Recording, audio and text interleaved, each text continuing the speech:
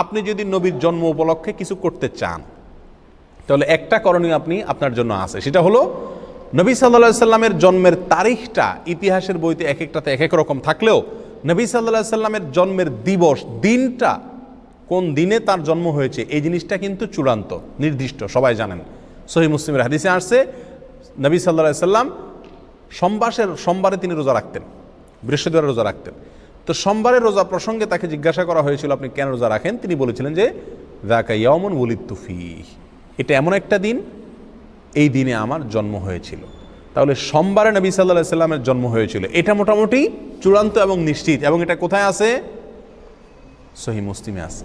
প্রিয় ভাইরা, তাহলে নবী সাল্লাল্লাহু আলাইহি সাল্লামের জন্মের দিনটা জানা সবাই, নির্দিষ্ট, তারিখটা কি না? নির্দিষ্ট না। আর সেই দিন উপলক্ষে তিনি কি করছেন? রোজা রাখছেন। সোমবার উপলক্ষে তিনি কি করছেন?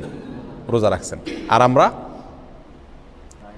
আমরা আরও রবিউল আউয়াল উপলক্ষে মিলাদুন নবীর নামে মিজিলাফি, মিষ্টি, খিচুড়ি, যত যা আছে, বিরিয়ানির প্যাকেট, আরও মিলাদ পড়ে বেশি বেশি করে খাই। নবী সাল্লাল্লাহু আলাইহি সাল্লাম তার জীবনের দিনটি উপলক্ষে তিনি রোজা রাখছেন, খানাই ছেড়ে দিয়েছেন, আল্লাহর কাছে শুকর আদায় করছেন। আর আমরা ওই দিনে আরও বেশি করে খাই। সম্পূর্ণ উল্টা হয়ে গেল না? আল্লাহ আমাদেরকে বুঝার তৌফিক দান করুন। প্রিয় ভাইয়েরা, তাহলে নবী সাল্লাল্লাহু আলাইহি সাল্লামের জন্ম উপলক্ষে যদি আপনি কিছু করতে হয়, তাহলে বছরে একদিন না, প্রতি সপ্তাহে করতে হবে। সেটা কি? সোমবারের রোজা প্রতি সপ্তাহে করতে হবে, এবং সেটা কি? সোমবারের রোজা রাখতে হবে।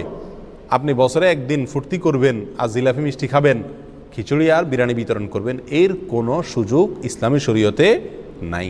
আল্লাহ সুবহানাহু ওয়া তাআলা আমাদেরকে এই সঠিকটা বুঝার তৌফিক দান করুন। আল্লাহ তাআলা আমাদের সকলকে দিনকে দিন হিসাবে গ্রহণ করার, হককে হক হিসাবে বুঝার, বাতিলকে বাতিল হিসাবে বুঝার মতো সেরকম শক্তি আল্লাহ তাআলা আমাদের সকলকে দান করুন। জাযাকুমুল্লাহ ওয়া আখিরু দাওয়ানা আলহামদুলিল্লাহি রাব্বিল আলামিন। ইসলামের প্রথম 600 বছরে এই শব্দটাই আপনারা পাবেন না। আজকে আমি জামে মসজিদে যেহেতু আলোচনা করেছি, এখানে বিস্তারিত বলবো না।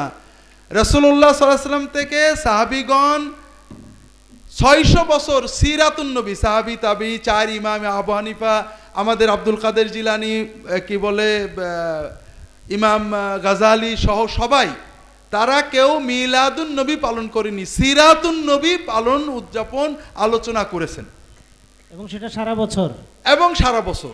এই জন্য রবিউল আউয়াল মাসে ঈদে মিলাদুন নবী পালন করাটা ইসলামে প্রবেশ করেছে রাসূলুল্লাহ সাল্লাল্লাহু আলাইহি ওয়াসাল্লামের ওফাতের 600 বছর পরে। তবে রাসূলুল্লাহ সাল্লাল্লাহু আলাইহি ওয়াসাল্লামের মিলাদ পালনের সুন্নত পদ্ধতি হলো মিলাদ দিন না, বার, সোমবার, প্রতি সপ্তাহে। বছর ঘুরে আসলে আপনি একদিন নবীর আশেক হবেন, এটার দ্বারা ইসলামের কিছু হয় না। এটা ইহুদি খ্রিস্টানদের সিস্টেম, আমরা নিছি। আপনি প্রতি সপ্তাহে সুযোগ পেলে সোমবারের দিন রোজা রাখবেন।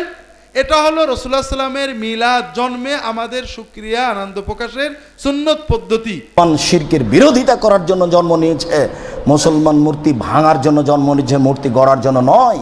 নিজেকে মুশরিক মনে করে তাহাজ্জুদ পড়ে জান্নাত কেনার চেষ্টা করিয়েন না, ভুল হিসাব।